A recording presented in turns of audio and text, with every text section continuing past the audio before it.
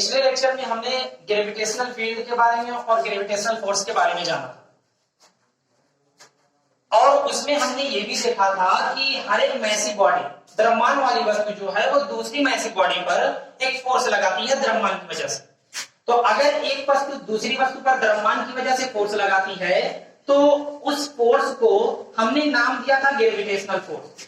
तो अगर दो बॉडी है जिसका मास m1 और m2 है तो m1 और m2 बॉडी वाले ये मास वाली दो बॉडी है तो इनका जो फोर्स होगा वो gravitational force F is equal to G m1 m2 upon r square, जहां r जो है ये इनके बीच की डिस्टेंस होगी। अच्छा, अब द्रव्यमान वाली वस्तुएं एक दूसरे पर एक अट्रैक्टिव नेचर का फोर्स लगाती है।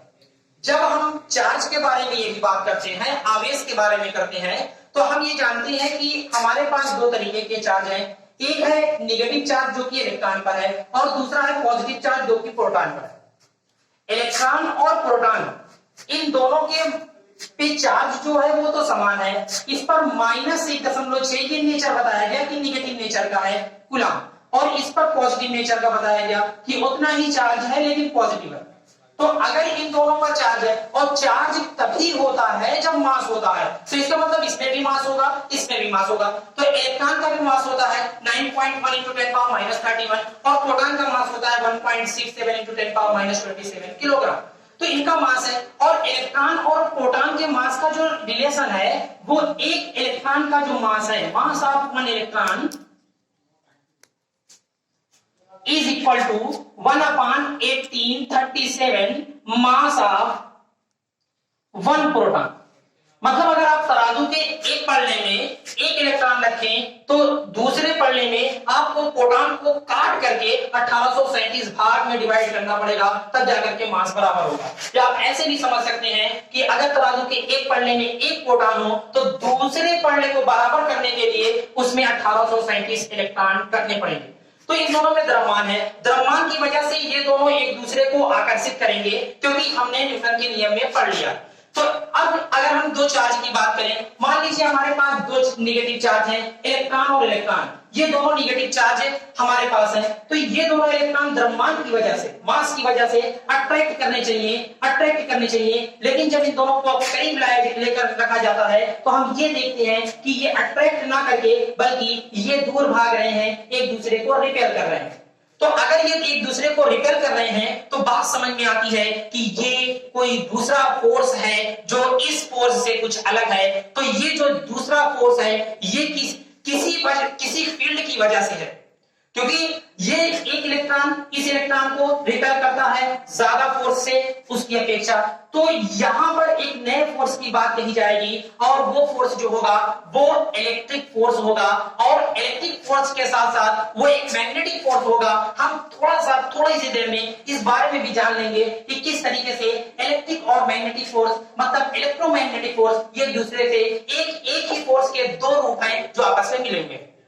तो ये इलेक्ट्रॉन दूसरे इलेक्ट्रॉन को रिपेल करता है, तो रिपेल करता है तो कोई दूसरा फोर्स है। फैराडे से जब ये पूछा गया कि ये दोनों चार्ज पार्टिकल एक दूसरे को क्यों रिपेल करते हैं, तो फैराडे का जवाब था कि इनके बीच तो कुछ नहीं है, लेकिन हाँ इनके बीच कुछ है जो जिसकी वजह से एक चार्ज दूसरे चार्ज पे फोर्स लगाता है, तो वो चीज है फील्ड। वहां पर हमने न्यूटन के नियम में ग्रेविटेशनल फील्ड की बात कही थी, यहां पर हम इलेक्ट्रिकल फील्ड या इलेक्ट्रिक फील्ड की बात कहेंगे। तो ये दोनों चार्ज एक दूसरे पर जो फोर्स लगाते हैं वो इलेक्ट्रिक फील्ड की वजह से लगाते हैं। तो दो चार्ज जो एक दूसरे पर फोर्स लगाते हैं वो भी इलेक्ट्रिक फील्ड के कारण, तो वो जो चार्ज वाला अब जो फोर्स है वो चार्ज की वजह से लगेगा। अब हम ये मान लेते हैं कि ये दोनों चार्ज पार्टिकल जिन पर चार्ज Q1 और Q2 है, तो इन पर लगने वाला जो इसकी वजह से इस पर लगने वाला अगर सेम नेचर की है, दोनों पॉजिटिव हैं, तो ये फोर्स जो होगा वो रिपेल करेगा दूर भागेगा, ऐसे बाहर की तरफ होगा, क्योंकि जब ये इस पर लगाएगा तो ये दूर भागेगा, ये इस पर लगाएगा तो ये दूर भागेगा, सेम नेचर। तो ऐसा होता है। तो यह इज इक्वल टू हो जाएगा, यहां कोई कांस्टेंट रखेंगे के और Q1 Q2 upon R square. ये जो है फ्रांस का एक साइंटिस्ट था जिसका नाम था कूलम। कूलम ने ये नियम दिया था, और ये जो है स्टेशनरी चार्ज के लिए या रुके हुए आवेश के लिए लगता है। मतलब अगर दो रुके हुए आवेश हैं जिन पर कुछ भी आवेश हो, वैसे तो पॉइंट चार्ज के लिए दिया गया था, लेकिन सिमेट्रिकल ऑब्जेक्ट के लिए इसको एक बड़ी से बड़ी बॉडी पर भी इस नियम को आसानी से लगाया जा सकता है। लेकिन ये नियम स्टेशनरी चार्ज के लिए दिया गया। और ये जो फोर्स है ये आपका इलेक्ट्रोस्टैटिक फोर्स है। इलेक्ट्रोस्टैटिक मतलब रुके हुए चार्ज पर लगने वाला। अब हम बात और करते हैं। हम मान लेते हैं कि अब वही चार्ज चल रहा है। मान लीजिए कि इलेक्ट्रॉन ये चल रहा है। जब इलेक्ट्रॉन मूव कर रहा है तो मूव करता हुआ जो इलेक्ट्रॉन है, जैसे मूव करते हुए इलेक्ट्रॉन की बात आएगी, वैसे ही ये जो फील्ड आप इलेक्ट्रिक फील्ड कह रहे थे वो फील्ड और कॉम्प्लिकेटेड हो जाती है, वो मिक्सचर हो जाती है दो फील्डों का। मतलब उसमें अब एक नई फील्ड जनरेट होगी और उस फील्ड को मैग्नेटिक फील्ड कहा जाता है। और वो मैग्नेटिक फील्ड और इलेक्ट्रिक फील्ड का एक मिक्सचर होता है। तो ये चीज फील्ड की जो थ्योरी है, मैग्नेटिक फील्ड प्रोड्यूस होने की जो थ्योरी है, वो मोशन की वजह से है। जब चार्ज पार्टिकल मूव करेगा तो ही मैग्नेटिक फील्ड आएगी, और अगर रुका हुआ चार्ज पार्टिकल है तो सिर्फ और सिर्फ इलेक्ट्रिक फील्ड ही होगी। और ये जो डिफाइन की गई थी मैग्नेटिक फील्ड और इलेक्ट्रिक फील्ड, जो इनका मिक्सचर जो डिफाइन हुआ था वो आइंस्टीन की स्पेशल थ्योरी ऑफ रिलेटिविटी से डिफाइन हुआ था कि हम अगर हम मान लें कि कोई ये चार्ज पार्टिकल है, ये v वेलोसिटी से चल रहा है, और हम यहां पर खड़े होकर के, यहां पर मान लीजिए कोई लिफ्ट है, या फिर हम यहां पर इस लिफ्ट में, ये लिफ्ट रुकी हुई है, हम खड़े हुए हैं, तो यहां से जब हम इस चार्ज पर देखते हैं तो इसके चलने की वजह से यहां पर हमें इलेक्ट्रिक फील्ड और मैग्नेटिक फील्ड दोनों दिखाई देती है।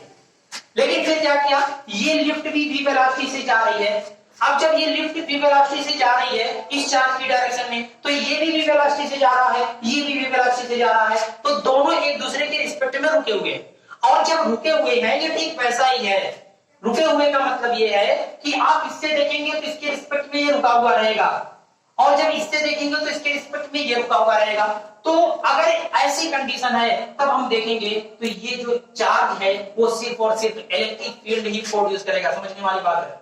क्लास 10th के बच्चे से भी ये बात कहलवा दी जाती है कि एक मूविंग चार्ज, चलता हुआ चार्ज मैग्नेटिक फील्ड भी प्रोड्यूस करता है। लेकिन उसको ये समझने की जरूरत है कि अगर हम ही चार्ज की स्पीड से चलने लगे तो वहां पर मैग्नेटिक फील्ड हमें नहीं दिखाई देगी। यही आइंस्टीन की स्पेशल थ्योरी ऑफ रिलेटिविटी यही बात कहती है कि अगर चार्ज चल रहा है तो वो इलेक्ट्रिक और मैग्नेटिक फील्ड दोनों प्रोड्यूस करेगा, और अगर रुका हुआ है तो वो सिर्फ और सिर्फ इलेक्ट्रिक फील्ड ही प्रोड्यूस करेगा।